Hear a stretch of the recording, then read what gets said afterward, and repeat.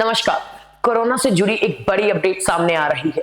देश भर में कोरोना वायरस के सक्रिय मामलों की संख्या बढ़कर 2390 हो गई। इनमें से लगभग 60% मामले सिर्फ दो राज्यों केरल और महाराष्ट्र में केंद्रित हैं। केरल में वर्तमान में 727 सक्रिय मामले दर्ज हैं, जो देश में सबसे अधिक हैं। वहीं महाराष्ट्र में 681 सक्रिय मामलों के साथ दूसरे स्थान पर है, जहां शुक्रवार को 84 नए मामले सामने आए। शुक्रवार को कर्नाटक के मैसूर में 63 वर्षीय एक बुजुर्ग की कोरोना से मौत हो गई, जो राज्य में तीसरी कोरोना संबंधित मौत है। इसके अतिरिक्त महाराष्ट्र, केरल, राजस्थान, उत्तर प्रदेश और मध्य प्रदेश में कुल 13 अन्य मरीजों की मौत के साथ देश में कोरोना से मरने वालों की कुल संख्या 16 हो गई है। गुजरात के अहमदाबाद में एक दिन के नवजात शिशु में कोरोना संक्रमण की पुष्टि हुई है और उसे आईसीयू में भर्ती कराया गया। नवजात की मां पिछले सप्ताह पॉजिटिव पाई गई थी, हालांकि अब उनकी रिपोर्ट नेगेटिव है।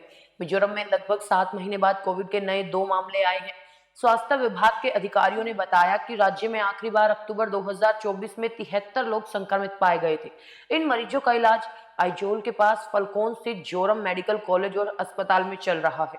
राज्य के स्वास्थ्य विभाग के इंटीग्रेटेड रोग निगरानी कार्यक्रम ने लोगों से न घबराने की अपील की और कोविड प्रोटोकॉल का पालन करने, नियमित रूप से हाथ धोने, हैंड सैनिटाइजर का उपयोग करने और भीड़ भाड़ वाले इलाकों से बचने की सलाह दी है।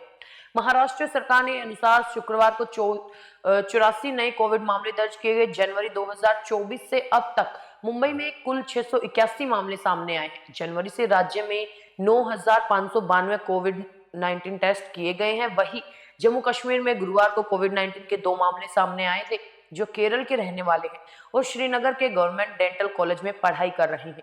भारतीय आयुर्विज्ञान अनुसंधान परिषद यानी आईसीएमआर के निदेशक डॉक्टर राजीव बहल ने बताया कि भारत में कोविड 19 के मामलों में बढ़ोतरी के बीच 4 नए वेरिएंट्स LF.7, XFG, JN.1 और NB.1.8.1 सीरीज की पहचान की गई है।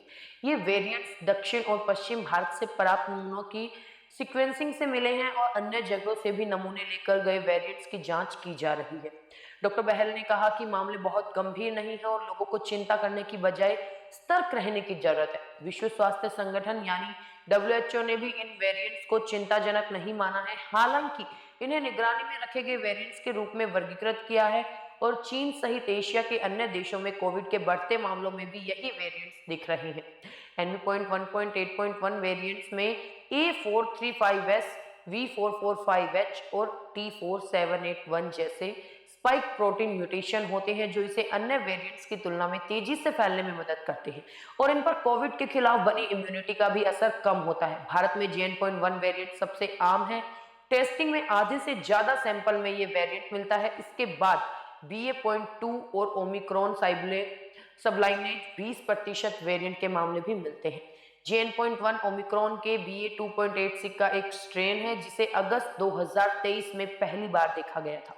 दिसंबर 2023 में WHO ने इसे वेरिएंट ऑफ इंटरेस्ट घोषित किया था। इसमें लगभग 30 म्यूटेशंस हैं जो इम्यूनिटी को कमजोर करते हैं। अमेरिका के जॉन्स हॉपकिंस यूनिवर्सिटी के अनुसार JN.1 अन्य वेरिएंट्स की तुलना में अधिक आसानी से फैलता है, लेकिन ये बहुत गंभीर नहीं है। ये दुनिया के कई हिस्सों में सबसे आम वेरिएंट्स बना हुआ है। JN.1 वेरिएंट के लक्षण कुछ दिनों से लेकर हफ्तों तक रह सकते हैं।